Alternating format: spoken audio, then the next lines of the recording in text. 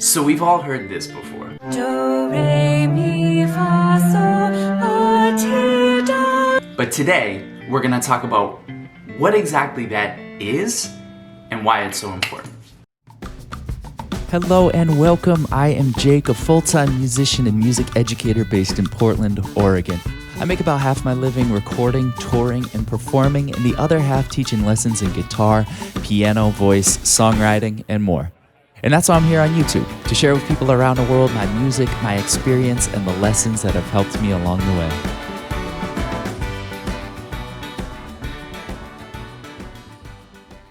So what we heard at the intro of today's video, that is a major scale. And what we're gonna talk about is how you know those notes, what that means, a major scale, and then more importantly, how do you use those to make music?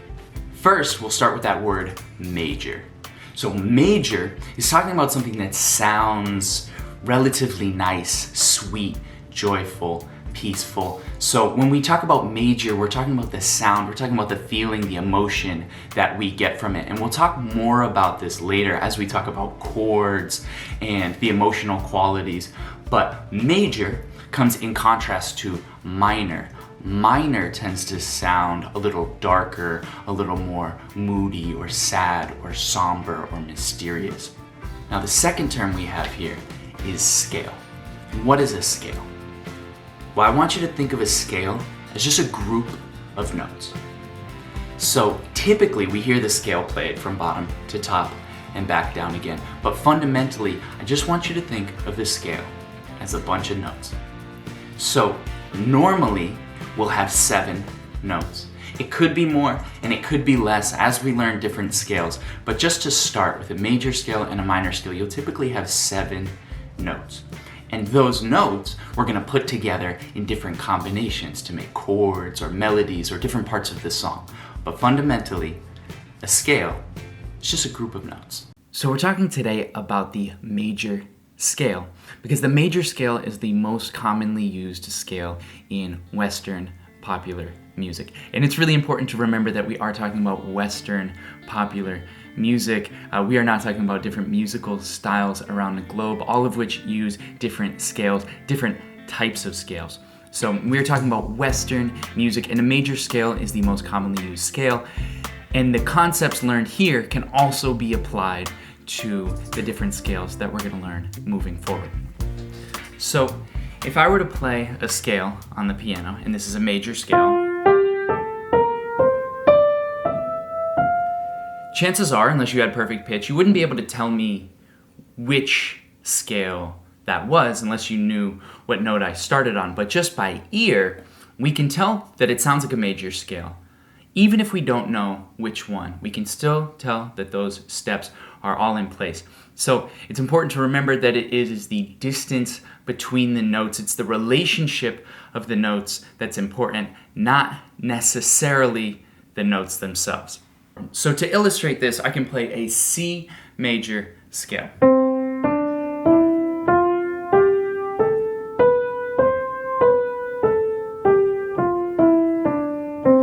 Now I know that a C major scale is all white keys, it's all natural notes. We'll talk about why that is in just a second. But it still has that major scale sound. And even if I go down a half step, now I'm just going to B while I'm playing a major scale. But now I've played a lot of black keys, a lot of sharps, 5 different sharps in this case, but it still has that major scale sound. So the question is, if scales can have totally different notes, how do we know what notes are in each scale? How do we know how to find them? And for that, we're gonna need to learn whole steps and half steps. Simply put, a half step is the smallest distance that you can go from one note to the next. So from C to C sharp, E flat to E, E to F, or B to C, these are all half steps because they're right next to each other. There's no other note in between. Now a whole step is defined as being 2 half steps. So from C to D, from E flat to F, from E to F sharp, or F sharp to G sharp. And we can use those whole steps and those half steps to make a major scale. So let's revisit that C major scale that I played earlier. We often learn the C major scale first on piano because it's composed of all natural notes, C, D, E, F, G, A, and B, which makes it easy to remember and easy to play. So we know that we're going to start on C and we're going to play all white keys. So as we go, note the steps in between each note. So I start on C, and then from C to D, we have a whole step. D to E is a whole step. E to F is a half step. Then F to G, G to A to B. These are all whole steps. And lastly, from B to C is a half step and returns us to our starting note. The really cool thing about this sequence of steps is that now we've unlocked the major scale formula. And if we apply that sequence of steps, if we apply that formula to any other note on the piano, we're gonna get a major scale starting from that note. For example, earlier I had played a B major scale. So we can see that in a B major scale that I played earlier, I start on that B and I follow the same exact pattern. Whole step, half step, whole step, whole step, whole step, half step. And I get a B major scale. So for all my guitar players out there, same. Concepts still apply. So a half step is just from one fret to the next fret. So if you just walk up frets, these are all half steps right here. A whole step is just 2 frets.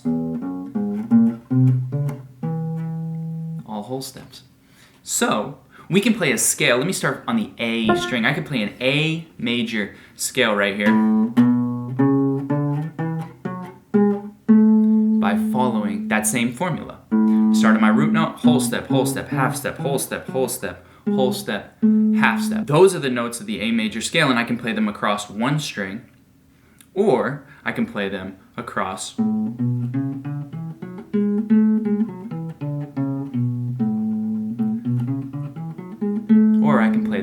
multiple strings. So side note, and this is really important, but this is fundamentally the idea of playing in a key. So, not to be confused with the keys of the piano, playing in a key tells us that we are using, for that song, the notes of that scale. So, if I had a song that was in the key of C, that would mean that my song is built, whether it's the melodies or the chords, are built on the notes of the C major scale.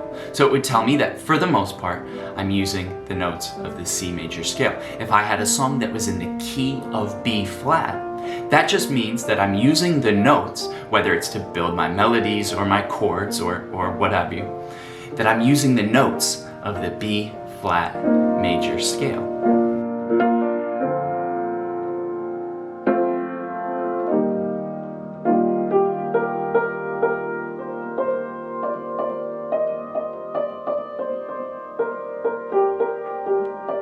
This is really important for naming, and the reason that we have scales and we have keys with different numbers of sharps and flats. And this is because we need every letter, we need each letter represented in our scale.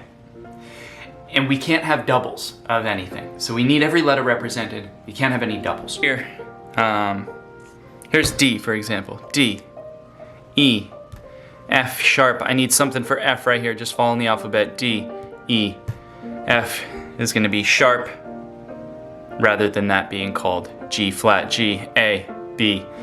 I need something for C, D. So we're just following the alphabet.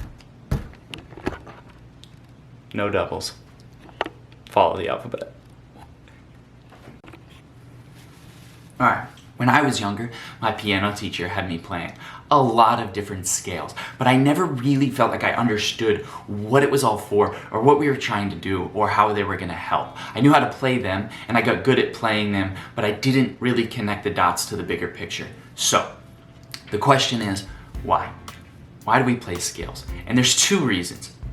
Number one, for just the technical training. They can be really valuable to just moving your hands and building that fluidity. I won't discredit that. They can be really useful, especially when you're starting out just building mechanics and that foundational kind of technical ability. But beyond that, what we're doing is we're uncovering the notes in a certain key. And then we're building the fluidity of playing them. So the first part of that is that we're uncovering the notes in a certain key. So when I play a D major scale, I'm showing my body and my hand and my brain, these are all the notes that we're gonna play. So that if we were to play a song in the key of D, for example, whether it was chords or melodies, we know what notes we're gonna use, for the most part. We know what notes we're gonna have access to. And so playing those trains our hand how to find those notes, trains our eyes how to identify those notes, trains our body how to feel where those notes are. And we get really comfortable in playing in different keys. So it's one thing to play the scale from bottom to top, but to really think about that group of notes. We've illuminated that group of notes. And as we go, we're gonna start to build chords out of that group of notes. We're gonna start to play melodies in that group of notes. We're gonna start to take that group of notes and start to rearrange them. And that's the important part, that scales are giving some technical, fundamental skills, but also they're starting to show us what notes we would use for a song. And we can start to think about those things a little more musically. So if this is the first video that you've seen from me, consider subscribing. I'm gonna be laying out all of the music theory basics in a really simple, easy to follow way. In my experience and for a lot of the students that I've taught, YouTube can be kind of chaotic, so it's my goal to create a course that can lay these things out really simply, step by step, and we can follow along week by week, video by video, and put together the basic building blocks of music theory, which we will then take to the next video course on songwriting and how we take all these concepts and apply them in a creative way. So if you're interested, I hope that you'll follow along. I hope that you'll subscribe. If you have liked this video, if you've enjoyed it, if you've made it this far, first off, thank you. Secondly, drop me a like. It's greatly appreciated and helps this video reach more people. Also comment if you have any videos that you want to see me make in the future, whether it's on music theory or it's on songwriting. Let me know in the comments section. And again, thank you for following along and thank you for making the world a more musical place. I'll see you in the next one.